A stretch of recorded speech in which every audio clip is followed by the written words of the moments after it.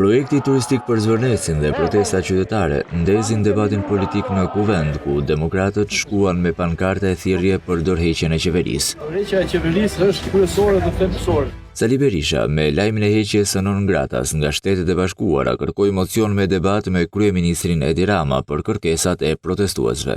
Kërkesat që janë absolutisht legjitime mbasi të gjitha ligjet që keni ndryshuar janë antikushtetuese. Kreu i grupit socialist u shpreh se po tentohet që protestat të vidhet nga Partia Demokratike, ndërsa paralajmëroi vendimin për rrëzimin e 4 projektligjeve të paraqitura nga demokratët, duke i cilësuar të djathët flamingo nga Temu. Fiks një fjalim, një flamingo nga Temu. Vidheni edhe protestën po deshët, sa i përket 4 ligjeve që keni sjell, ne jemi kundra. Ministri i Mjedisit Sofian Jaupa ndërkohë u përball në një interpelancë me përfaqësues të opozitës, lidhur me shqetësimet mbi ndikimet e projektit. Ajo që kërkon Bashkimi Evropian është respektimi i direktivës së habitateve dhe direktivës së shpendëve. Dhe këto direktiva nuk vendosin ndalim absolut të zhvillimit.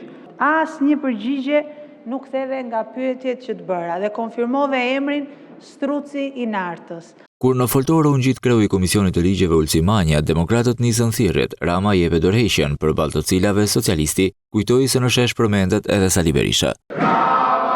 Mani qetësi, ju lutem, gjojmë kolegun. Por kjo protestë ka dhe një risi të bukur. Atje kërkohet dorëheqja e liderit të opozitës.